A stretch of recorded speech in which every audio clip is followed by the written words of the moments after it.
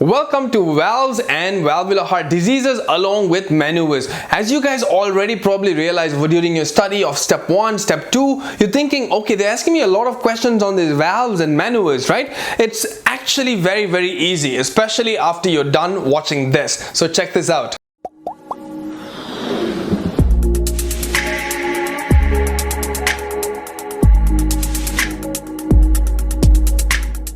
Alright guys, so valvular heart diseases. So USMLE loves to question more about the left-sided valves, not the right side, but the left-sided valves. So here what we're gonna do. So look at my beautiful drawing here, right? I want you to first off localize the areas of the chest, alright? So if you look at it on this side, this is gonna be your right second intercostal space, and this is gonna be a left second intercostal space, and this is your third intercostal space, and finally you have your fifth intercostal space, mid-clavicular line. So these are your four most important spots.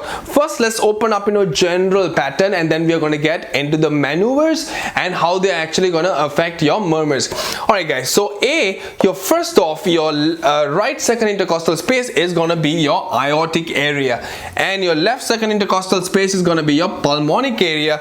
You have your left sternal border with your Erb's area at your third intercostal space, and finally in your fifth intercostal space you have your mitral area. Alright, so let's start from here. So aortic area, what murmurs are they gonna question us about, right? You have two important murmurs, guys. You have aortic stenosis and you also have aortic regurgitation, and actually there's a third one which is going to be called HOCM, right? HOCM. So first off, at this point I want you to know what the murmur is going to be. Now aortic stenosis is an ejection systolic murmur, guys. It's a crescendo decrescendo murmur. So if I put S1 and S2 here, S1 to S2 is your systole, right? It's your systolic period. So what you're going to see is a pattern that goes up like that and comes down. This is known as your crescendo decrescendo ejection systolic murmur.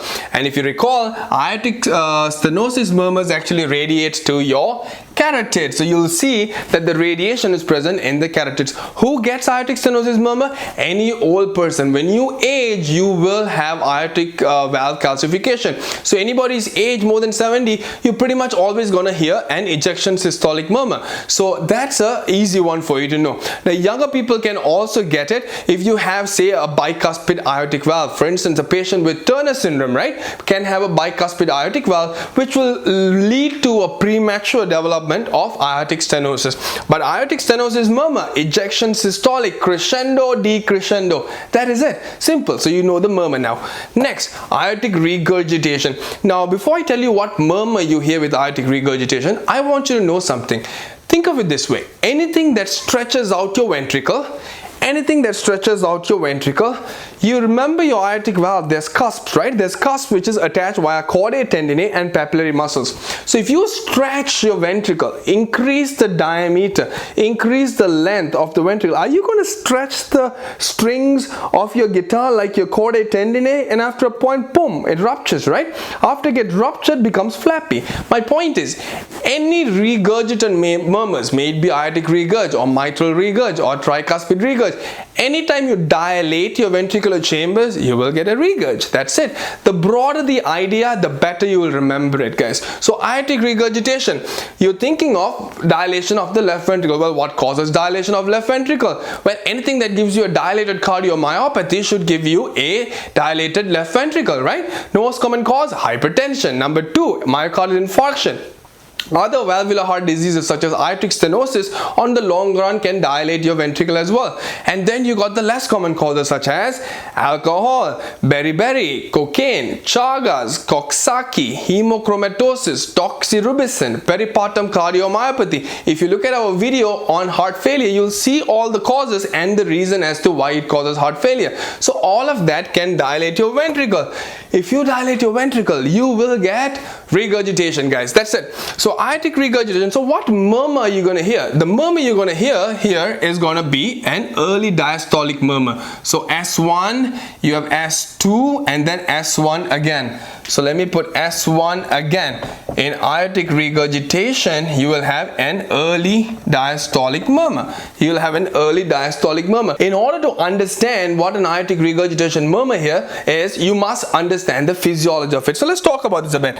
Alright, if you guys recall your ventricular pressure loop curve, which will be covered in different section as well, but your pressure starts to rise from it and you get a curve such as this. Do you all recall this curve, guys? You can look it up in multiple places, right? This is your curve. This is your left ventricular pressure curve and this is your aortic pressure curve. So what happens is, at this point, right at this point, what happens is you get mitral valve closure. Your mitral valve will close, which essentially is going to give rise to your first heart sound, which is S1, right? Once it closes, you have contraction of the ventricle, right? So let me put the ventricle down here. This is your ventricle and this is your aorta, just for diagrammatic purpose, guys. All right, so your left ventricle, your mitral valve just shut off right here and you have isovolumetric contraction, right? Isovolumetric contraction right here, which is causing the pressure to rise. Once the pressure rises about 80 millimeters of mercury here, your aortic valve opens. At this point, your aortic valve is opening. So you open the aortic valve and the blood gushes out into the aorta, right? Into the aorta. And now at this point, what happens is your aortic valve is supposed to close. Your aortic valve is supposed to close. When your aortic valve closes at this point, you will get your second heart sound.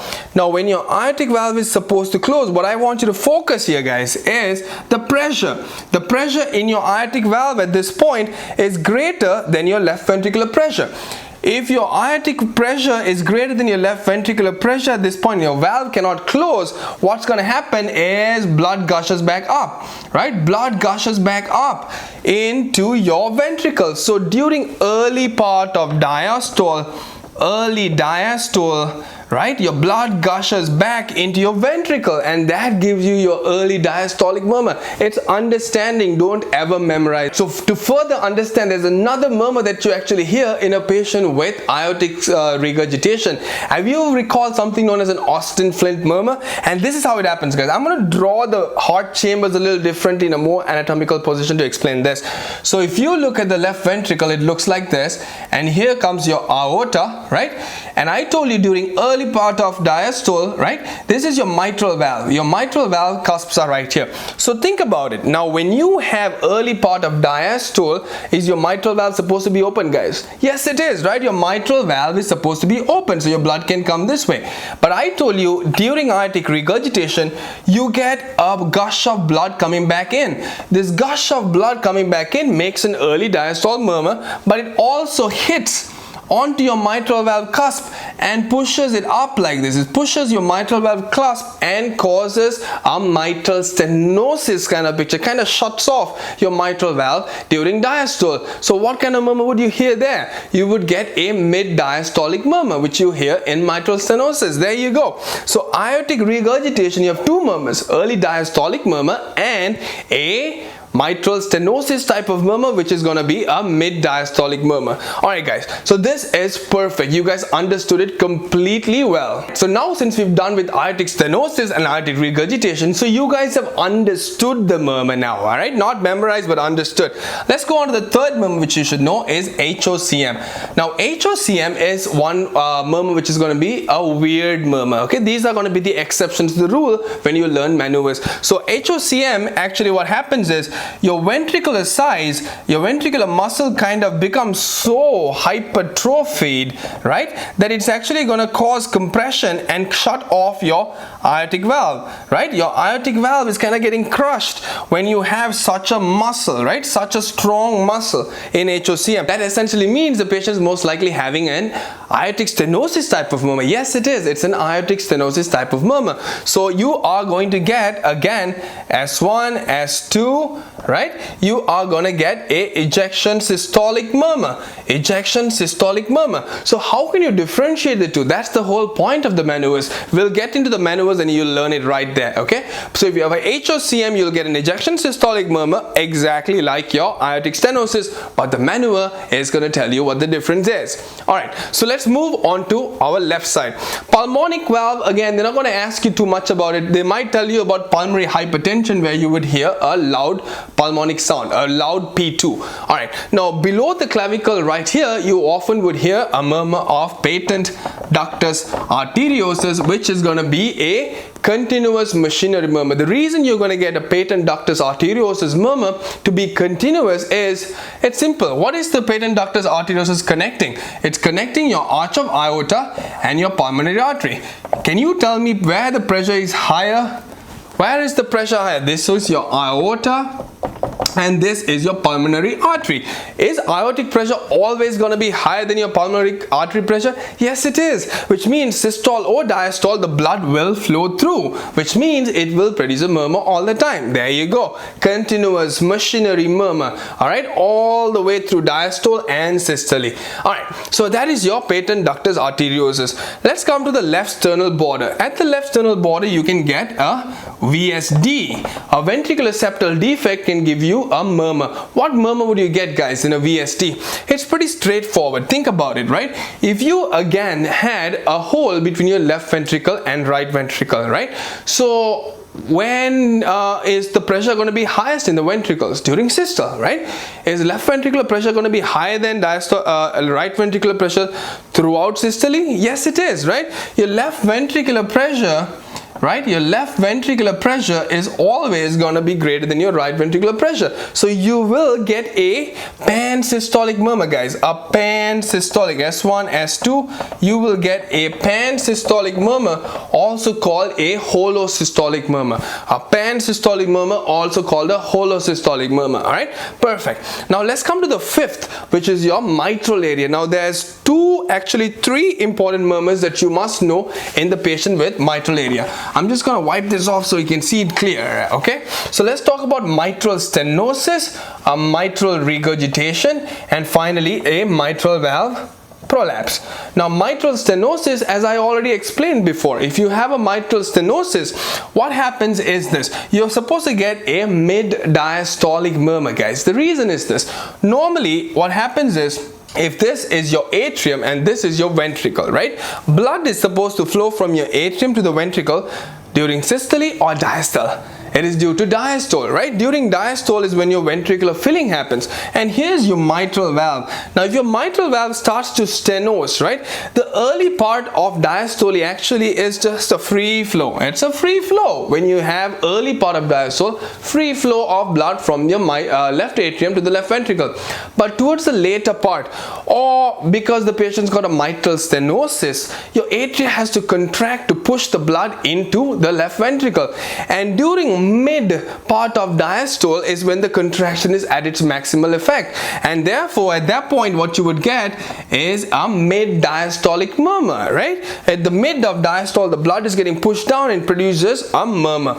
So between S2 and S1 you will get a mid diastolic murmur right about there. All right, so that is going to be your mitral stenosis. Who gets mitral stenosis is a very good question. Most people are going to get mitral stenosis because of acute rheumatic fever. So people who are immigrants, who are coming from different countries, right, who have acute rheumatic fever, are the ones who are going to get mitral stenosis. All right, next, mitral regurgitation. Cause, you already know. If you dilate the left ventricle, guys, you will get a regurgitant murmur. That's it, mitral regurgitant murmur. So now think about your mitral valve. Your mitral valve is normally supposed to close during what time? During your systole, right? During your systole, your mitral valve closes and your ventricle starts to contract. Once the pressure opens up the aortic valve, the blood is pushed out. Now if your mitral valve is so floppy, right, if this is your chamber and your mitral valve your ventricle starts to contract, you have your isovolumetric contraction. Your aortic valve is supposed to open, but if your mitral valve is all floppy, you're going to get gush of blood back into your left atrium throughout the entire systole. So you will get a pansystolic murmur, guys. Beautiful. S1, S2, a pansystolic murmur.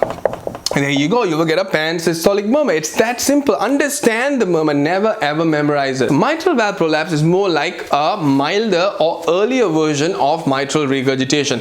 What happens is your mitral valves here, right? So your cusps are still kind of holding on, your ring might be stable. What happens is so early part of mitral valve is still floppy but not completely flapping out. So again, your left ventricle is starting to contract, your left ventricle contract, mitral valve ring is pretty strong. So what happens, the cusp kind of go up, cusp goes up during mid of systole, makes a click noise, right? So if I put it like this, and if your mitral valve ventricle starts to contract, your mitral valve starts to flop up, click, shh.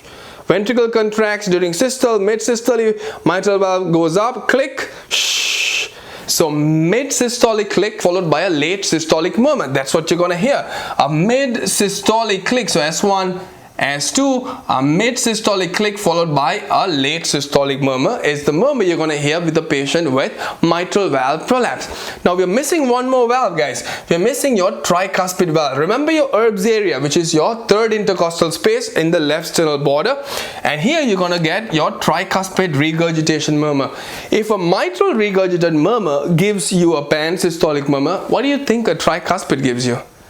Are you saying the same? You're absolutely correct. The anatomy is mirror image pretty much, right? So if the murmur on the mitral side should give you a pan-systolic, the tricuspid side should also give you a pan-systolic murmur. So that's it. Okay, wait a second. Now, I just told you 3 different murmurs, a VSD, a tricuspid regurg, and a mitral regurg. All 3 of them give you pan-systolic murmur. So if you were the doctor at the bedside, can you tell me which one is which? You should be able to, and how you're going to say it is based on maneuvers. That's the reason you need to learn the maneuvers. So let's dive right into the maneuvers. Alright, in order to understand maneuvers, I'm going to give you a set of rules. So rule number 1 is going to be all left-sided murmurs is going to increase on expiration.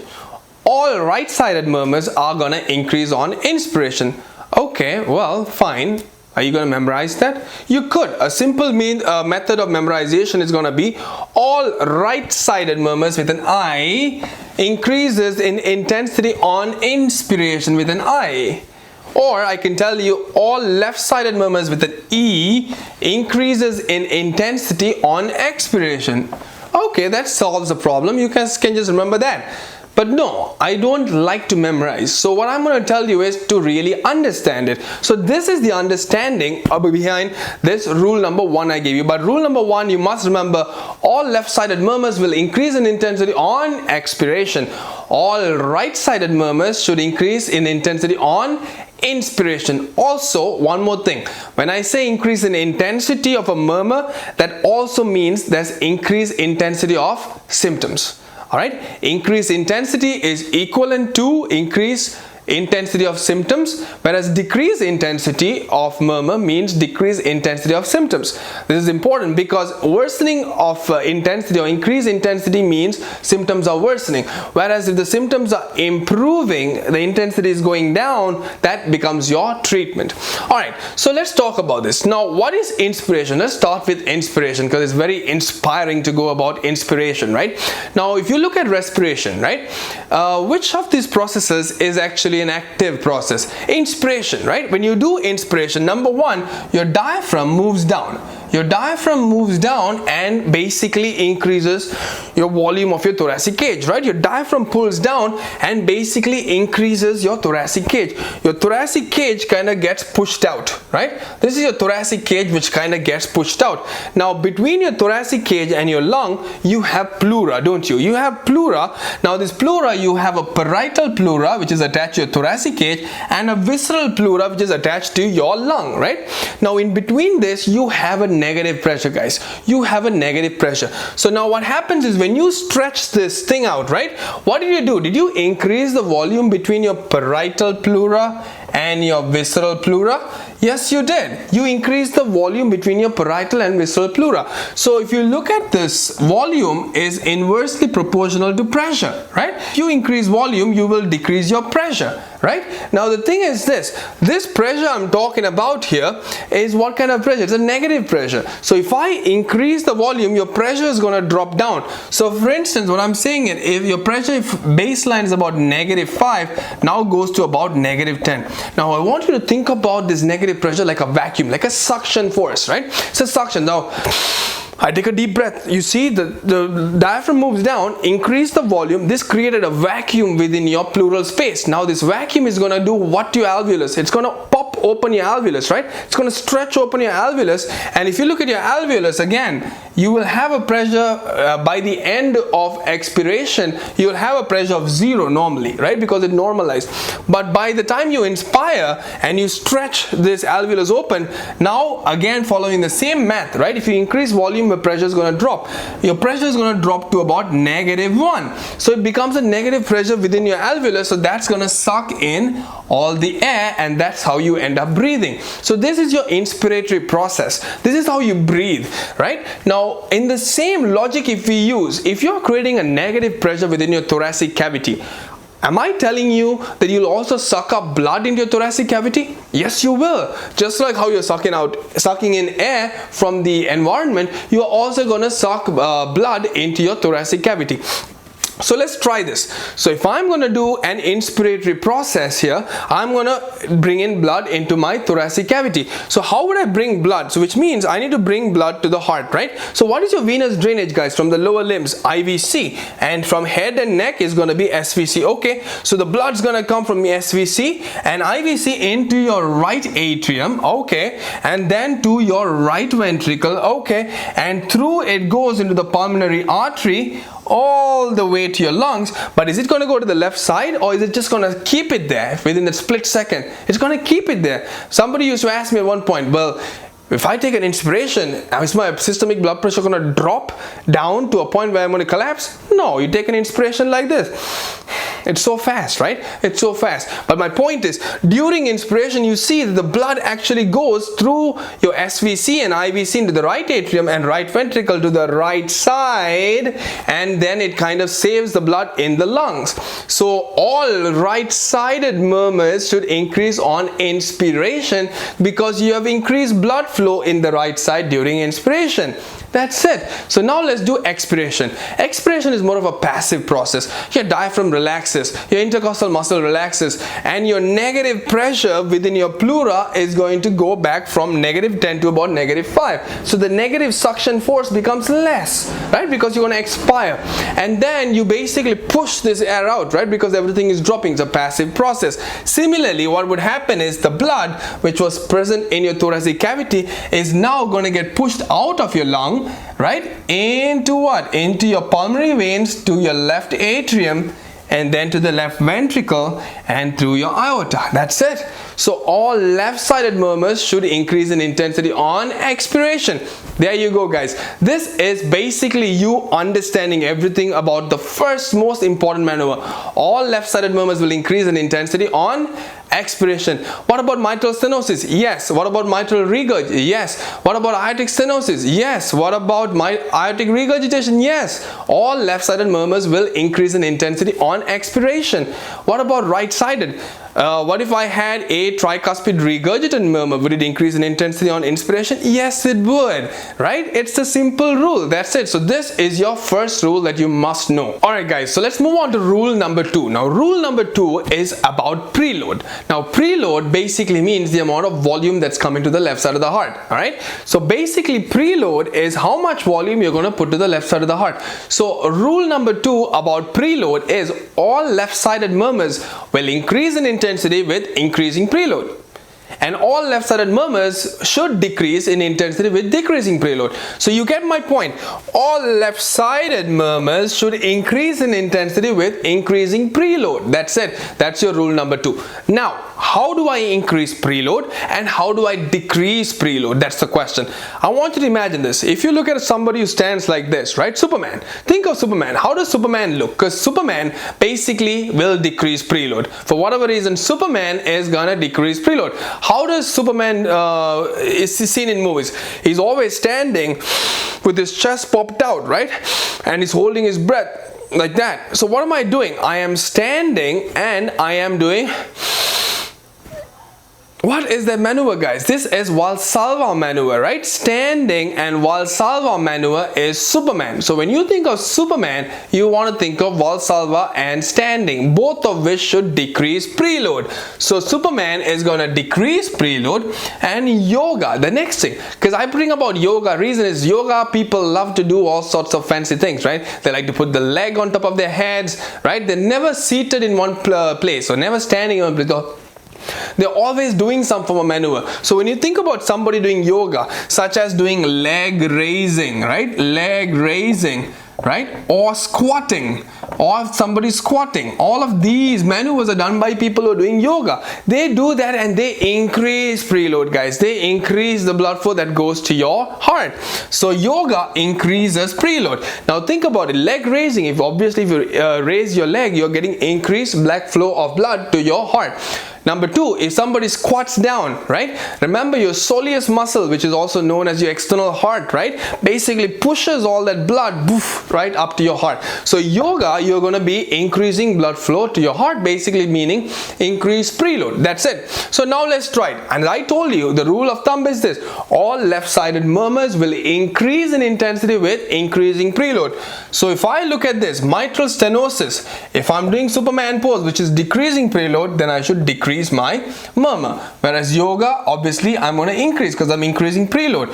So all of these for mitral stenosis, mitral regurg, aortic stenosis and aortic regurg, if I do yoga and increase preload, I should technically increase the intensity of murmur. And that's exactly what happens, guys, right? Now if I think of Superman, where I'm decreasing preload, in MS I'm going to decrease mitral regurg, aortic stenosis and aortic regurg, the intensity of the murmur should become less. That's it.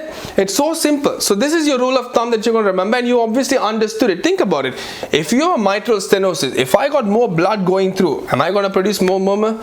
Yes, I am. If I have an aortic stenosis and if I got a lot of blood going through, am I going to get an intensity of murmur? Yes, I am.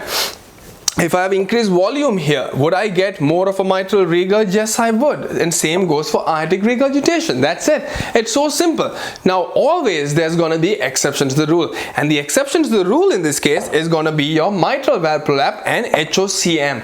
Both of them are the abnormal ones. You're going to remember them as exact opposite of this. So, all left-sided murmurs will increase in intensity with increasing preload except mitral valve prolapse and HOCM. So mitral valve prolapse and HOCM will increase in intensity with decreasing preload, whereas it will decrease in intensity with an increased preload. Let me explain this. Mitral valve prolapse is not being very well understood, but HOCM is still understandable. So let's try this. Now I told you a patient with HOCM, the ventricle is hypertrophied so much. Let me just wipe this off like here, right? If you look at HOCM, right, what happens is your ventricle is hypertrophied so much, like a big muscle, right, and as a result it's kind of closing out your aortic valve. So if I have less blood within my left ventricle, what happens is your ventricle kind of shuts off your aortic valve, right? Whereas if I have more blood, if I push more blood into this and stretch this ventricle out and expose more of my aorta, am I going to get increased blood flow out of the aortic valve? Yes, I am. So think of it like that. HOCM, it's so tight.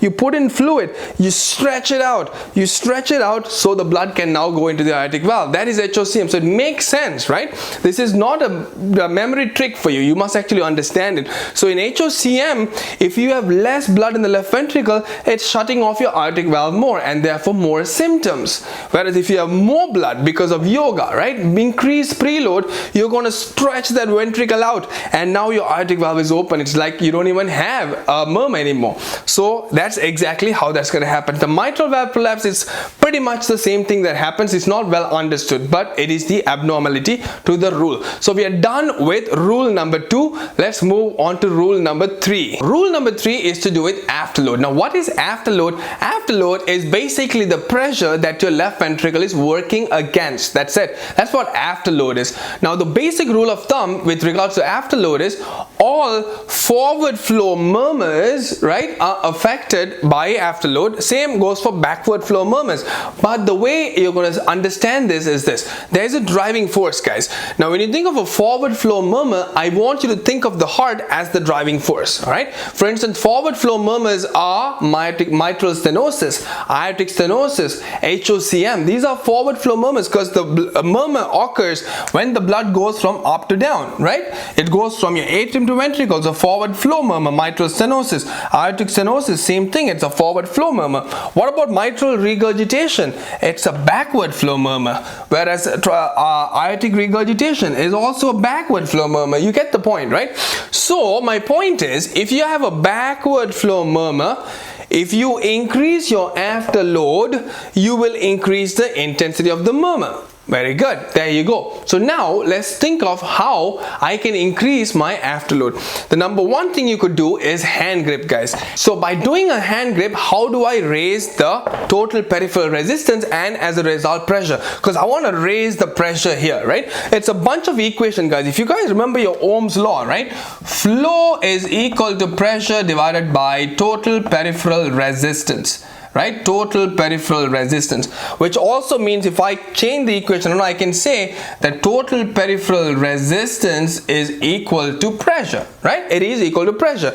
So what I'm saying is when I do a hand grip, I am increasing total peripheral resistance, and as a result, I'm increasing pressure. So again, if you guys recall, total peripheral resistance is equal to viscosity times length divided by radius to the power 4.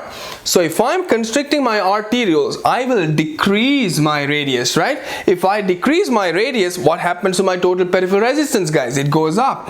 And if my total peripheral resistance goes up, my pressure goes up. So you get the point. If you do a hand grip, you are going to raise the pressure of your backward flow murmur, right? So your arm is the pump. So what's going to happen is if I increase my afterload by doing a hand grip maneuver, I am going to increase the intensity of which murmurs, guys? Backward flow murmurs. Increase pressure goes up, right? So aortic regurgitation, right? And mitral regurgitation. There you go. So mitral regurgitation and aortic regurgitation, if you increase the afterload, you will have increased intensity of murmur. That's it. It's so simple. Now let's try to decrease the afterload. How do I decrease the afterload? Well, can I give a medication that's going to cause vasodilation? Yes, I could, right? What medication can I use? I could use a medication such as amyl nitrate, right? Amyl nitrate, it's a vasodilator. Or I could use ACE inhibitors, right? Or ARBs. Or I could use hydralazine. All these medications are going to cause vasodilation of your peripheral arterioles, and as a result you're going to cause a decrease in the afterload. So if I decrease the afterload, what would happen to my backward flow murmurs? It would decrease in intensity. There you go. That's it. So all backward flow murmurs will increase in intensity with increased afterload, and they'll decrease in intensity with a decreased afterload. There you go. It's that simple. So let's deal with the forward flow murmurs now. As I told you, forward flow murmurs is more dependent on the heart as opposed to your afterload, right? So basically it's an inverse relationship. If I have a mitral stenosis or an aortic stenosis murmur, when would I have increased flow across the valve? Think about it. It's a two pressure system, right? It's a two pressure system, and blood always flows from high pressure to low pressure, right? High pressure to low pressure. So if I decrease my afterload, In a patient with a forward flow murmur, would I be increasing the pressure gradient? Yes, I would, right?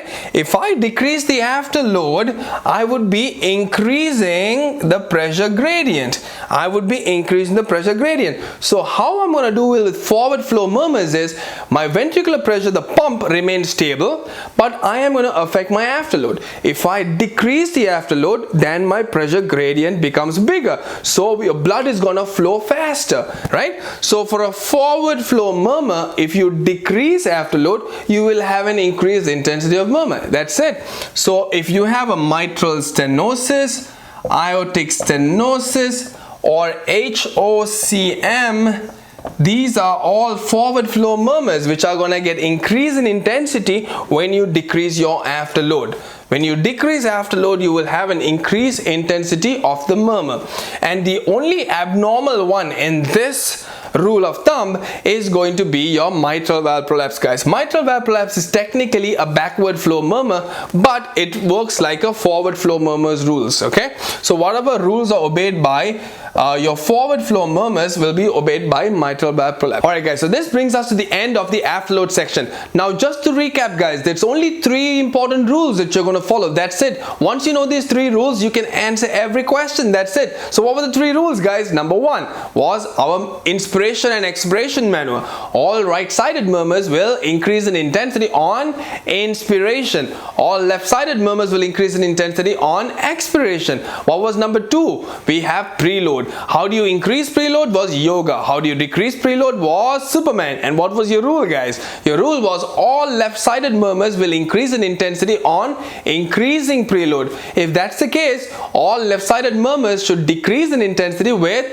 decreasing preload. What was the exception to the rule? Hoch M and mitral valve prolapse. Finally, we came to the afterload. Afterload maneuvers, as we already know, you are going to differentiate it into either forward flow murmur versus a backward flow murmur. Backward flow murmur, if you increase afterload, you will increase intensity of murmur. If you decrease afterload, you will decrease intensity of murmur. It is directly proportional guys. That's your trick. It's directly proportional. Whereas if it's a forward flow murmur, if you increase afterload, you'll get a decreased intensity of the murmur. Whereas if you decrease afterload, you'll have an increased intensity of a murmur when it comes to forward flow. That's it. These are your simple 3 rules which you've actually understood now. Alright guys, so here's a table with all the rules that we've gone over already. With this knowledge, you should attempt those questions and see how well you can actually score. This concludes this video on valves and maneuvers. I hope you guys enjoyed this video because it's a very high yield topic. So please hit the subscribe button and hit the bell button to get notifications on when our next video is released. Until then, I'll see you guys on the next video.